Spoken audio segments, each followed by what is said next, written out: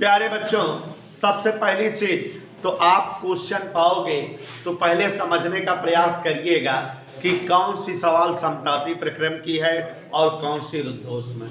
तो समतापी प्रक्रम की पहचान है कि यहाँ प्रक्रम धीरे धीरे शब्द अगर दिया रहे, धीरे धीरे, तो जान लेना समतापी प्रक्रम है। या ताप स्थिर कहे तब भी समतापी प्रक्रम है। और अगर अचानक या तेजी से जो है सवाल में शब्द रहे तो इसका मतलब रुद्धोष प्रक्रम है। समतापी प्रक्रम की पहचान सवाल में धीरे धीरे शब्द रहेगा या ताप स्थिर रहेगा। स्थिर ताप पर ये होता है।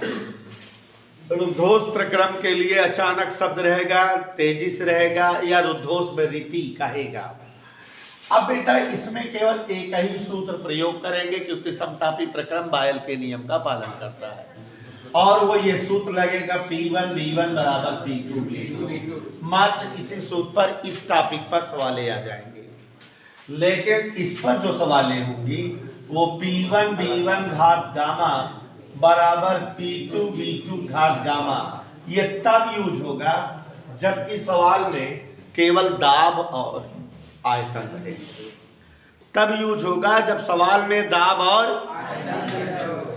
इस सूत्र से हम 2-3 सूत्र और बना सकते हैं, जैसे PV घात गामा बराबर के होता है हमेशा, और जानते हो PV बराबर RT होता है। तो P का मान निकाल लो तो P बराबर RT अपान V। यहाँ अगर P की जगह RT अपान V रख दे तो R तो कांस्टेंट हो गया, TV की घात गामा -1 ऐसे बराबर T2 V2 घात गामा -1।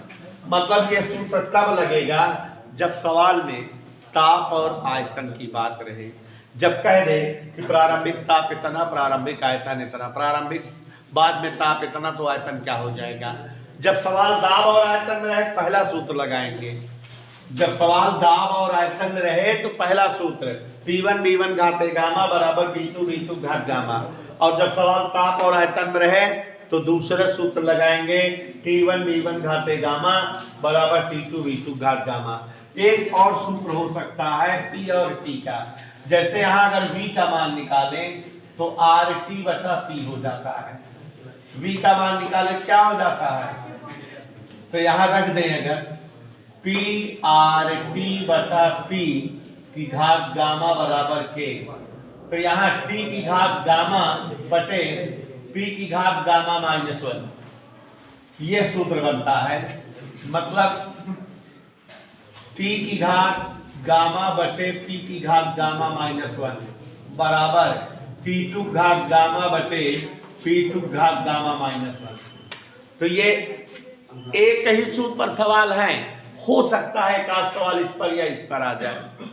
ये तब लगेगा जब दाब और आयतन रहे, ये तब लगेगा जब दाब और आयतन और ताप रहे, और ये दाब और आयतन पर। अब सवालें आप पढ़ोगे तो समझोगे कौन सी सवाल है, कौन से सूत्र पर है।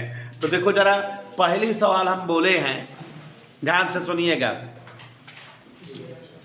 किसी गैस का प्रारंभिक दाब, यही सवाल बोले हैं। सवाल देखो जरा, किसी गैस का प्रारंभिक दाब 5 × 10⁵ न्यूटन प्रति वर्ग मीटर है।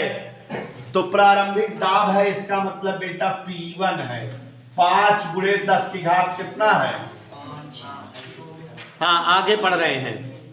इसका आयतन रुद्धोष्म प्रक्रिया द्वारा प्रारंभिक आयतन का 1/9 कर दिया जाता है। तो देखो, शुरू में आयतन अगर V हो तो बाद में आयतन क्या कर दिया गया। हम नहीं कह रहे हैं, प्रश्न कह रहा है, क्वेश्चन कह रहा है कि दाब बताओ। क्या बताओ बेटा, P2 बताना है आपका। गामा की वैल्यू हमने बोला था 3/2। तो अब देखो जरा, दाब और आयतन माने यही सूत्र लगेगा, वही सूत्र लगेगा। तो सवाल लगाएं P1 V1 घाते gamma P2 V2 घात गामा। तो यहाँ P1 बराबर, देखो जरा सब एक तरफ कर दे, B2 बटा V1 घाते गामा इंटू P2, कोई दिक्कत। B1 इधर ला दिए, तो ये हो गया P1 बराबर B2 1/9B, B1 V की घात गामा 3/2 इंटू P2। कोई डाउट? V से V कट गया, P1 बराबर 1/9 को लिख सकते हैं 1/3 का स्क्वायर, और बाहर कितना घात है 3/2, P2 2 से 2, P1 बराबर 3 के घात 3 माने दिखाई दे रहा है, तिरछा गुणा कर दो, P2 बराबर 27 P1, तो 27 गुणे P1 का मान है 5 गुणे 10 की घात 5, 27 पंचे 135 गुणे 10 की घात 5, 2 अंक पे दशमलव लगा दो, तो ये आंसर आ गया। कोई डाउट? इसी तरह से सवाल नंबर 3 है, देखो 2 क्वेश्चन कह रहा है, हम पढ़ रहे हैं क्वेश्चन, देखो वायुमंडलीय दाब P लगाकर आयतन को 1/9 कर दिया गया, यही सवाल ये है।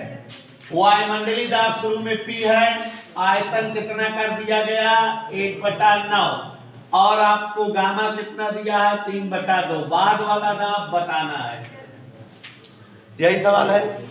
सूत्र लगाओ, P1 B1 घात गामा P2 B2 घात, हमको अगर P2 चाहिए तो यहाँ P1 B1 बटा B2 की घात,